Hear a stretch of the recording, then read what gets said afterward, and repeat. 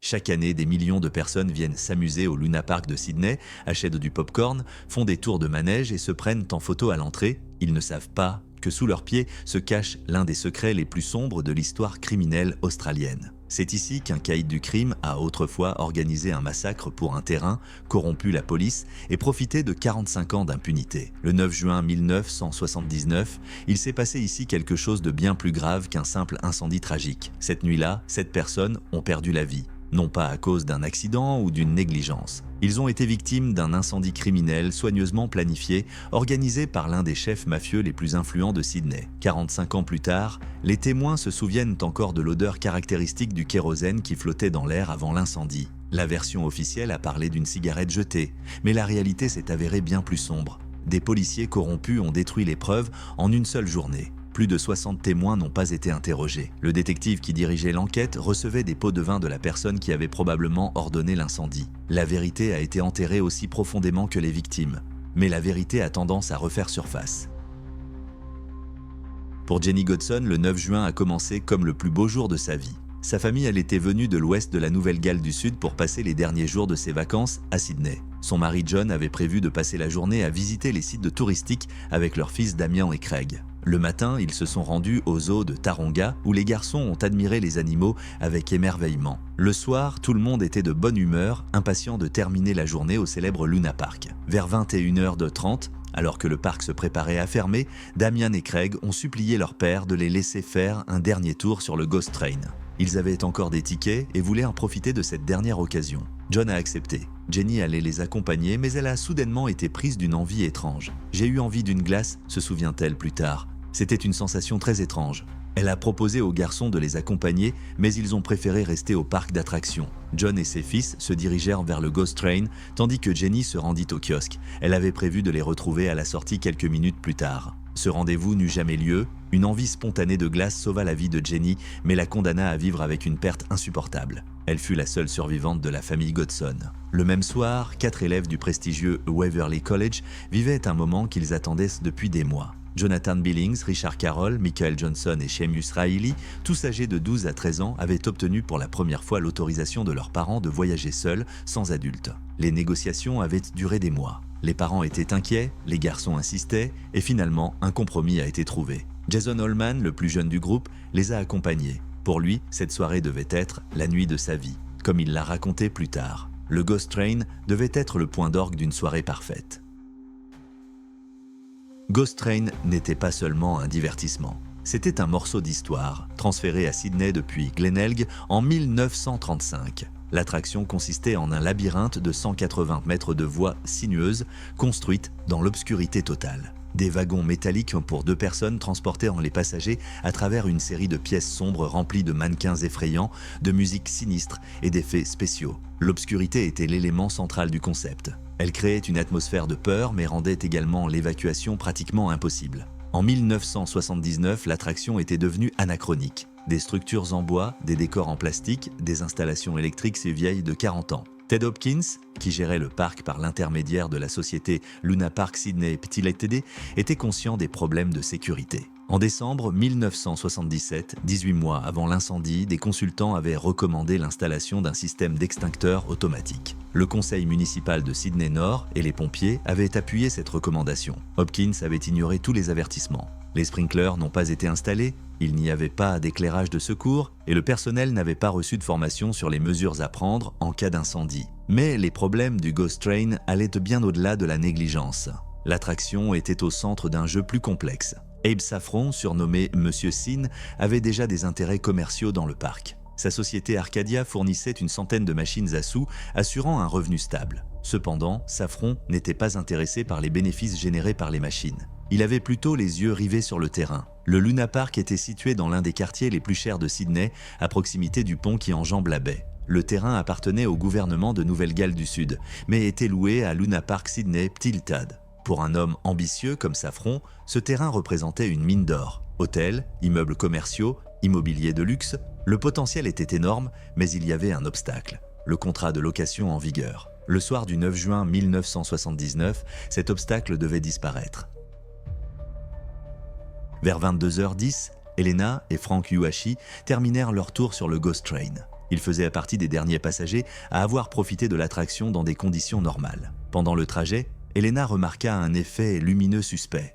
Des lumières colorées et du tissu qui ne ressemblaient pas à des décorations habituelles, mais à de véritables flammes. Mais le couple pensa que cela faisait partie du spectacle et n'en fit pas part aux opérateurs après leur descente. À peu près au même moment, la famille Godson et des élèves du Waverley College montèrent dans les wagons pour leur trajet fatal. Jonathan Billings et Richard Carroll ont pris place dans le premier wagon. Seamus Rahilly et Michael Johnson se sont assis dans le deuxième. Jason Holman, le plus jeune, était le dernier de la file et s'est retrouvé seul dans le troisième wagon. La famille Godson s'est installée dans les wagons suivants. À 22h15, l'opérateur temporaire de l'attraction remarqua de la fumée. L'employé habituel du Ghost Train était absent ce soir-là et avait été remplacé par une personne qui ne connaissait pas bien le fonctionnement normal de l'attraction. Au début, il pensa que l'odeur de fumée faisait partie des effets spéciaux, mais lorsque la fumée devint plus dense, la panique se lut sur son visage. L'opérateur n'a pu sauver qu'une seule personne. Il a attrapé Jason Holman et l'a jeté par-dessus la rambarde malgré les protestations du garçon. « Remettez-moi là! Que faites-vous? Je dois rester avec les autres !» criait Jason.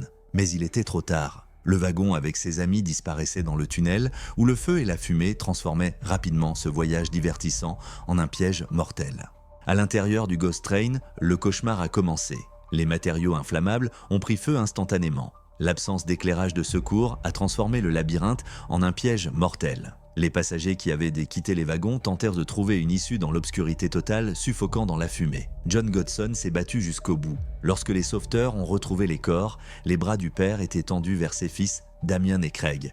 Il avait tenté de les protéger, mais le labyrinthe du Ghost Train ne leur avait laissé aucune chance. Les pompiers sont arrivés rapidement, quelques minutes après l'appel à 22h14, mais l'alimentation en eau du parc s'est avérée insuffisante. Les pompiers ont dû tirer des tuyaux jusqu'au port de Sydney pour utiliser l'eau de mer afin de lutter contre l'incendie. 1 heure plus tard, le feu était maîtrisé, mais le Ghost Train n'était plus qu'un tas de ruines calcinées. Jenny Godson attendait à la sortie avec une glace à la main lorsqu'elle a vu la fumée. Elle s'est précipitée vers le Ghost Train, mais elle a été arrêtée. Son envie spontanée de glace lui a sauvé la vie, mais a condamné un survivant à un traumatisme à vie. Jason Holman, le seul survivant du groupe d'écoliers, a assisté à l'incendie sous le choc. Il a perdu tous ses amis en une nuit. À minuit, la tragédie était terminée. 7 personnes avaient perdu la vie. Le Ghost Train était en ruine. Le Luna Park a été fermé pour enquête. Et une deuxième tragédie a commencé, celle de la dissimulation de la vérité qui allait durer des décennies. Le coroner Kevin Anderson est arrivé sur les lieux avec une version toute prête des événements. Du 13 au 29 août 1979, il a mené une enquête officielle qui ressemblait plus à une mise en scène qu'à une recherche de la vérité. Des experts en électrotechnique ont examiné les restes du câblage et ont conclu que l'installation électrique permanente de l'attraction n'était probablement pas à l'origine de l'incendie. Mais cette possibilité n'a pas pu être totalement exclue. Le 3 septembre, Anderson a rendu son verdict.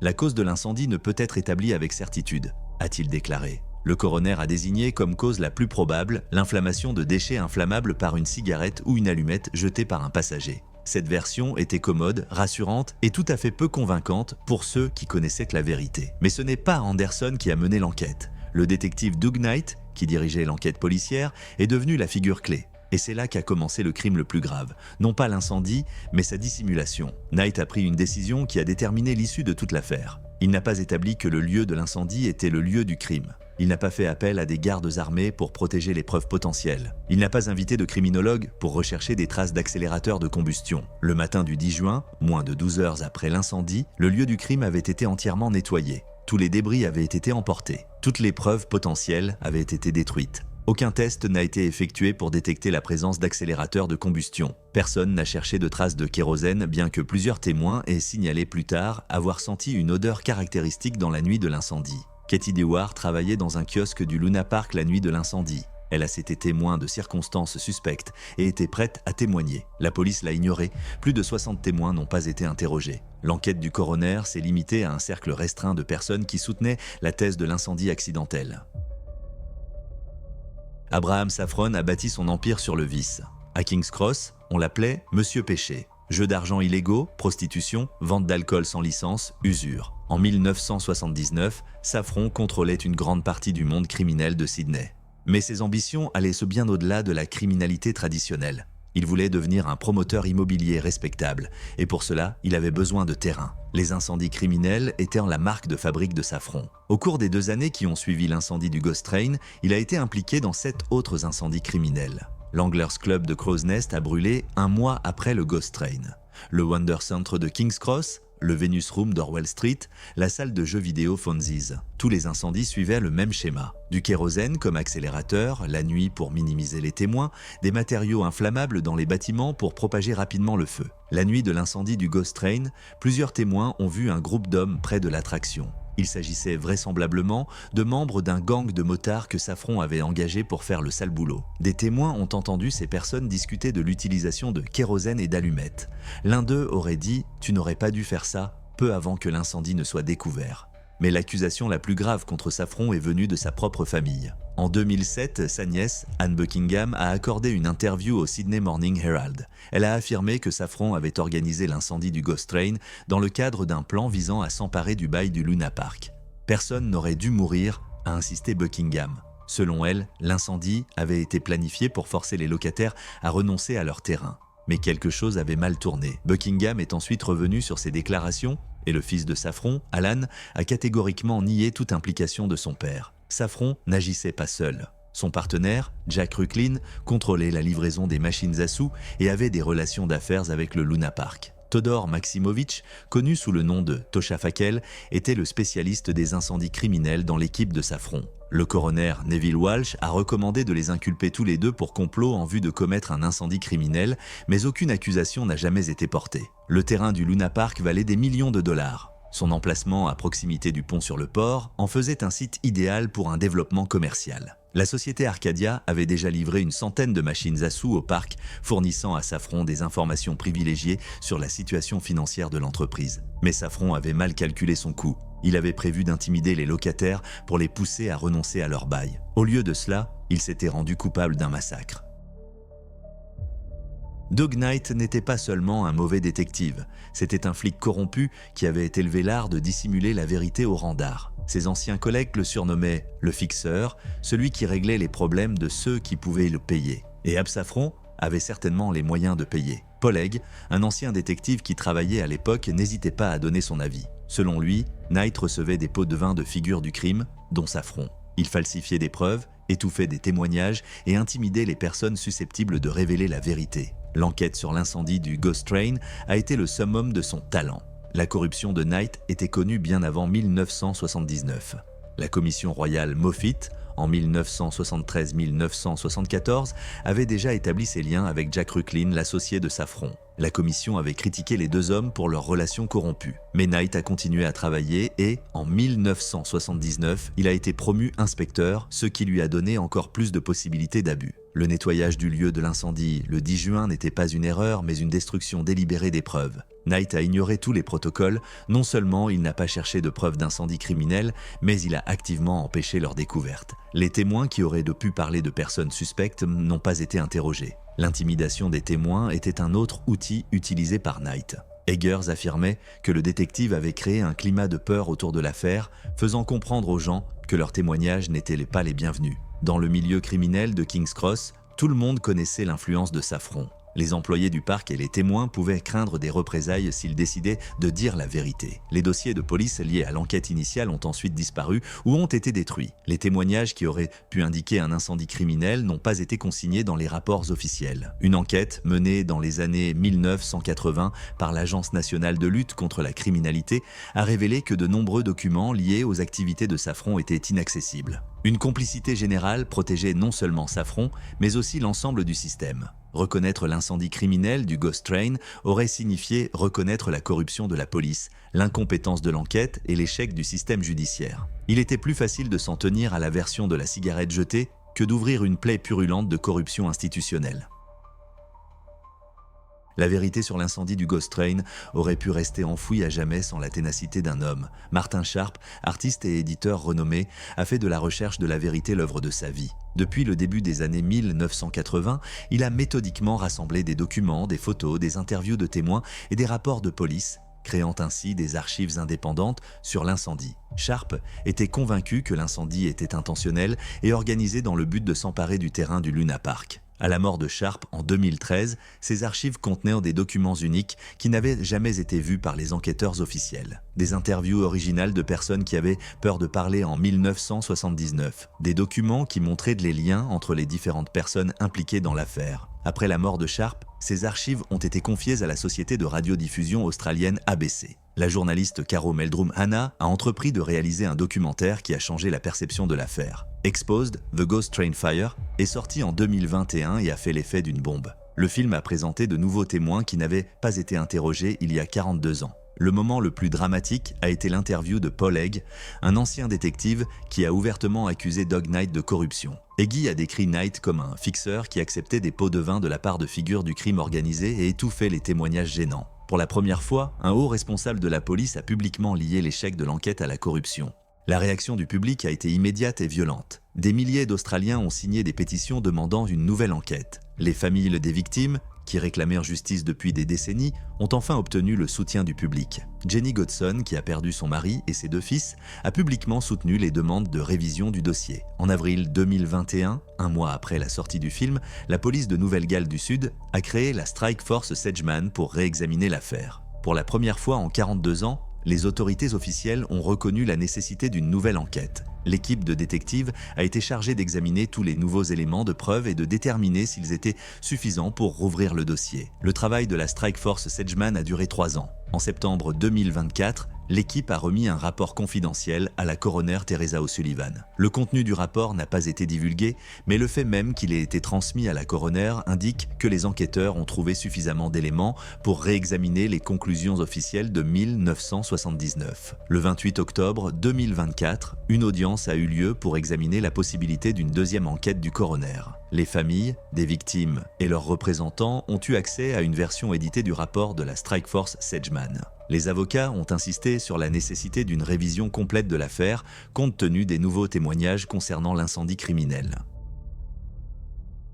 Chaque année, Jenny Godson dépose des fleurs devant la plaque commémorative du Luna Park. 3 des 7 noms sont ceux de membres de sa famille, John, Damian et Craig. À ses côtés se tiennent les proches des élèves du Waverley College, qui n'ont pas non plus oublié leurs enfants. Ils lisent les noms, se souviennent des visages, parlent des projets qui ne se réaliseront jamais. Au même moment, à quelques kilomètres seulement du mémorial, des hôtels, des restaurants et des immeubles commerciaux construits sur les terres, autrefois contrôlés par Abe Saffron, sont en activité. Son empire criminel fait depuis longtemps partie des entreprises respectables de Sydney. L'argent gagné grâce aux vices et aux crimes s'est transformé en investissements légaux et en entreprises florissantes. Saffron est mort en 2006 à l'âge de 86 ans, sans jamais avoir été puni pour l'incendie du Ghost Train. Il a vécu jusqu'à un âge avancé, entouré de sa famille et de sa fortune. Doug Knight a également échappé à la justice. Le détective qui a détruit les preuves et étouffé les témoignages a terminé sa carrière sans conséquence. Le Luna Park continue de fonctionner et accueille chaque année des millions de visiteurs. À la place du Ghost Train se trouve désormais une grande arène où se déroulent des concerts et des spectacles. De nouvelles générations d'enfants rient et crient sur les manèges, ignorant la tragédie qui s'est déroulée sous leurs pieds. Mais pour les familles des victimes, cette joie est assombrie par l'injustice. 45 ans plus tard, elles attendent toujours des réponses. Qui a ordonné d'incendier le Ghost Train? Qui a exécuté cet ordre? Qui, au sein de la police, a reçu de l'argent pour dissimuler la vérité? Mais une plaque commémorative reste le seul monument à la justice dans cette histoire. Et la lutte continue.